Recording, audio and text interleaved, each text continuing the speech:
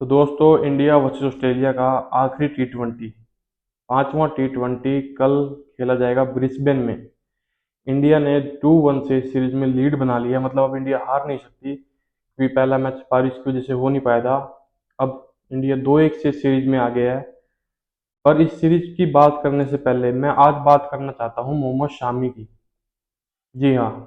और मैं बात क्यों करना चाह रहा हूँ मोहम्मद शामी की, कि अभी साउथ अफ्रीका सीरीज के लिए, टेस्ट सीरीज के लिए, जो कि टी20 सीरीज के बाद ही स्टार्ट होगी 14 नवंबर को, उसकी टीम अनाउंस होती है। और एक बार फिर, और ये टीम मतलब कोई प्रेस कॉन्फ्रेंस नहीं करी गई, सिर्फ एक ट्वीट कर दिया गया और ये टीम अनाउंस कर दी गई। क्योंकि अगर शायद प्रेस कॉन्फ्रेंस करते तो अजीत अग्रकर को शायद, इस बार अजीत अग्रकर के पास शायद कोई जवाब ही नहीं होता, क्योंकि पिछली बार उन्होंने बोला था वो अनफिट हैं, उनके पास उनकी कोई अपडेट नहीं है, वगैरह वगैरह। एक बार फिर मोहम्मद शामी इस टीम में नहीं है। वो रणजी खेल रहे हैं, पूरी तरह से फिट है, फॉर्म में है। 15 विकेटें ली हैं उन्होंने 2 मैचों में। उसके बाद भी उनको सिलेक्ट नहीं किया गया। हालांकि मोहम्मद शामी को कुछ प्रूव करने की जरूरत नहीं है कि वो कितने अच्छे बॉलर हैं, कितनी लय में हैं।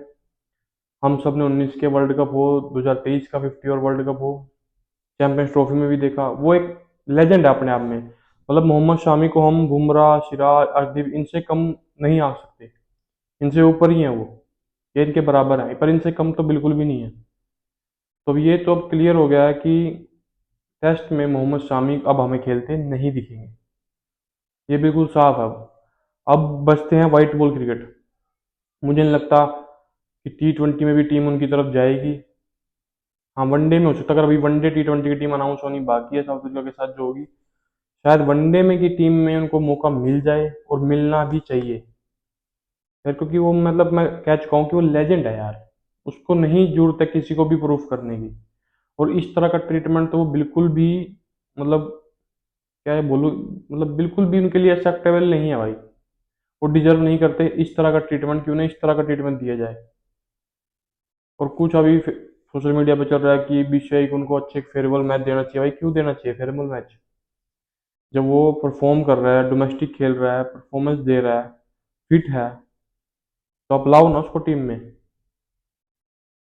इस वक्त कुछ खिलाड़ी ऐसे हैं जो डिजर्व भी नहीं करते, पर वो तीनों फॉर्मेट खेल रहे हैं, जबरदस्ती खिलाया जा रहा है उनको।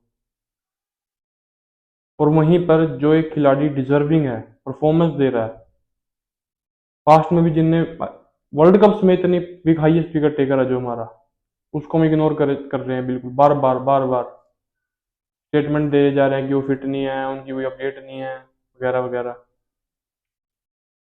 मुझे अब ऐसा लगता है अगर वो वनडे टीम में भी सिलेक्ट नहीं हुए इस साउथ अफ्रीका की सीरीज में, वनडे टी20 दोनों को ही शायद, व्हाइट बॉल क्रिकेट में भी अगर वो सिलेक्ट नहीं हुए, तो मुझे लगता है ये दी एंड हो चुका है मोहम्मद शामी के करियर का। क्योंकि इसके बाद मुझे नहीं लगता, क्योंकि नवंबर चल रहा है, दिसंबर में शायद ये टी20 सीरीज होगी। वनडे सीरीज भी 30 लास्ट मंथ के लास्ट में ही है शायद। और फिर उसके बाद फरवरी या शायद फरवरी या मार्च में टी20 वर्ल्ड कप है 2026 का। तो फिर मुझे तो नहीं लगता कि उसके बाद टीम इंडिया उनको टी20 सेटअप में, तो अब वो नहीं है शायद। तो वनडे में ही एक पॉसिबिलिटी है कि वो शायद खेलें। पर 2027 का वर्ल्ड कप भी अभी 2 साल दूर है। तो अगर वो इस सीरीज में सिलेक्ट नहीं हुए, व्हाइट बॉल की सीरीज में साउथ अफ्रीका के अगेंस्ट, तो ये शायद मोहम्मद शामी के करियर का दी एंड है यहाँ पर। मतलब बहुत दुख की बात है, ऐसा होना नहीं चाहिए था उनके साथ। वो थोड़ा बेटर डिजर्व करते हैं, जिस तरह की उन्होंने परफॉर्मेंस दी, जिस तरह के वो बॉलर हैं। मतलब हर टूर्नामेंट में, आईपीएल हो, 50 और वर्ल्ड कप हो, 50 और वर्ल्ड कप में तो वो हाईएस्ट विकेट टेकर हैं। बहुत ही कम मैचों में उन्होंने इतनी विकेटें ली हैं। हैट्रिक ले चुके हैं वो वर्ल्ड कप में। और इस तरह का ट्रीटमेंट, अभी चैंपियंस ट्रॉफी भी जीते हैं हाल ही में वो टीम के साथ। लास्ट वो टीम में चैंपियंस ट्रॉफी में ही थे जब दुबई में खेली जा रही थी। तो मुझे तो अब ऐसा लगता है कि मोहम्मद शामी के करियर का ये दी एंड हो चुका है यहाँ पर। अब हमें मोहम्मद शामी खेलते हुए नहीं दिखेंगे। एक जो आखिरी उम्मीद है वो है, जो अभी टीम अनाउंस होगी व्हाइट बॉल के लिए साउथ अफ्रीका के अगेंस्ट, उसमें ही शायद एक चांस है। पर मुझे ऐसा लगता है अब नहीं जाएंगे उनकी तरफ, और यहाँ पर एंड हो चुका है उनके करियर का। और अब बात करते हैं इंडिया के टी20 मैच की, जो सीरीज चल रही है ऑस्ट्रेलिया के साथ। ऑस्ट्रेलिया में इंडिया 2-1 से आगे हो चुकी है, अब हम सीरीज नहीं हार सकते। एक अजय बढ़त हमने बना ली है। पर इस चीज के में ना कई क्वेश्चंस उठ के अब, मतलब किसी को समझ नहीं आ रहा इस टीम में चल क्या रहा है, कौन ये टीम चला रहा है। मतलब कैप्टन तो कोई है ही नहीं क्या, मतलब कैप्टन तो सिर्फ यस बोस हाँ जी बोस करने वाला है।